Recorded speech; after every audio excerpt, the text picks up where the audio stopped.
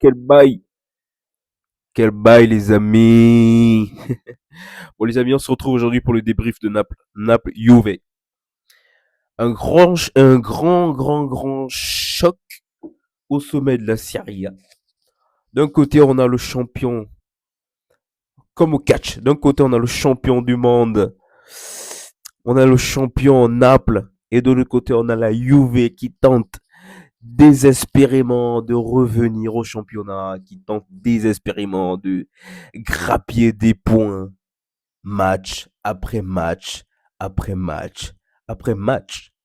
Bon les amis, débrief de la Serie A. Victoire de Naples, 2-1 face à la Juventus. Napoli à domicile.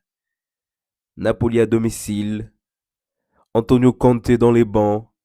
L'autre côté, la Juve à l'extérieur. Luciano Spalletti. C'est la première fois depuis 2 ans, je crois, que Luciano Spalletti remet pied au Maradona. Rappelez-vous la victoire il y a 2 ans du Napoli en 2023. Mais bon, les amis, débrief, victoire de Naples. Victoire écrasante. Pas tout à fait. Pas tout à fait. Parce qu'en début de match, Naples, certes, c'était beaucoup de possession de balles avec un jeu très agressif.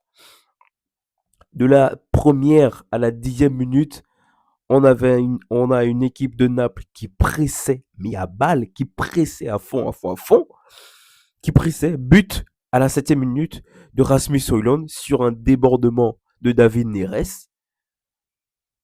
But de Rasmus Højlund sur une glissade, etc. pour annoncer la puissance de Naples. Ensuite, égalisation de Kenan Yildiz, le technicien Juventinos, à la 2e période. Ensuite, but pour repasser devant de Rasmus Højlund sur une passe décisive, devinez qui? De Nelson McKennie. C'est pour montrer à quel point cette équipe de la Juve, ils sont complètement bouleversés. La Juve, ils sont bouleversés. Ça fait, ils ont une série je crois, de 10 matchs. Une série de 10 matchs sans défaite. Là, pour l'instant, c'est la première défaite en 10 matchs que la Juve, ils viennent juste à peine d'encaisser. Après, c'est normal. Voilà. C'est une équipe du Napoli en forme en face. Certes, qui gagne pas tous ses matchs avec une grande domination. Mais c'est ça la marque des champions, j'ai envie de dire. C'est ça la marque des champions. Un champion se doit de ramener les points à la maison, que ce soit euh, qui en face, que ce soit un gros en face ou un petit club en face. Un champion se doit de ramener les 3 points. Et c'est ce que le Napoli a fait aujourd'hui. Avec une agressivité en début de période, une agressivité aussi en fin de match. Par contre, retour de pause, c'est un peu difficile parce que là, du coup, on a une équipe de la Juve qui arrive et qui tente de déjouer le match, qui tente de voler la victoire au Napoli. Mais malgré tout ça, en gérant le match de façon très dynamique, de façon très professionnelle et très expérimentée, le Napoli a réussi à retourner ce match. Le Napoli a réussi à retourner le jeu. En défense centrale, Ramani, Bongiorno.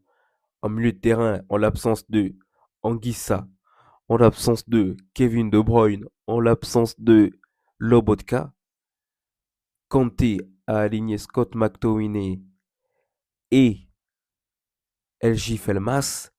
Franchement, c'est pas si mauvais que ça. Elmas, qui son poste de d'habitude, c'est lié. Et là, en milieu de terrain, de toute façon, Antonio Conte n'a pas le choix. L'infirmerie, elle est longue comme le bras. Donc,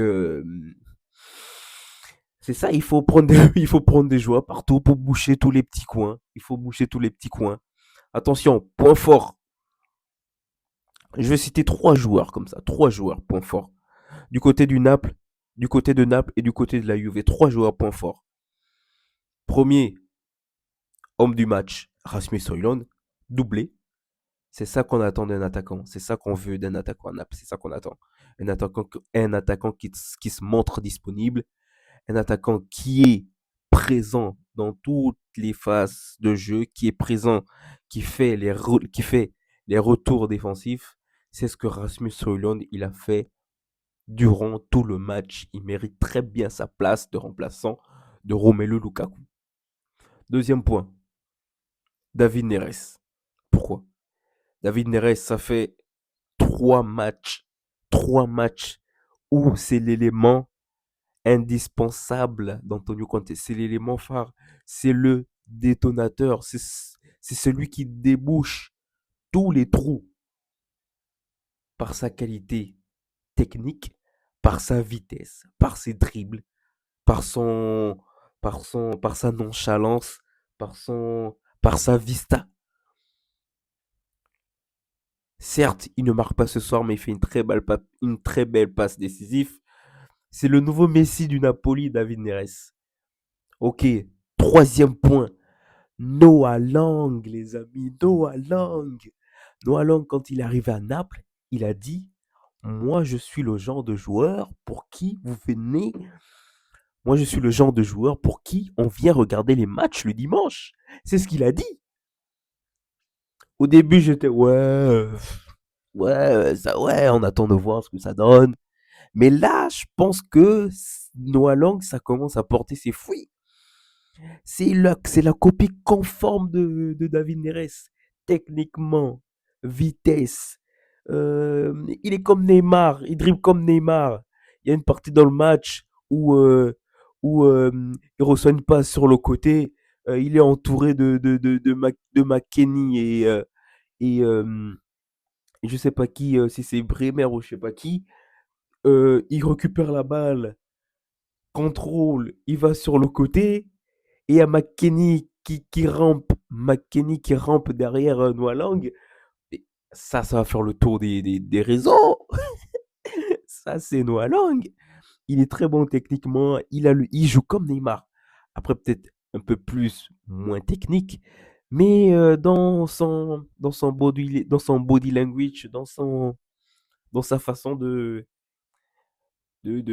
jouer, ça se voit que c'est le fils de Neymar. Moi, je l'appelle comme ça, le fils de Neymar, Noah Lang.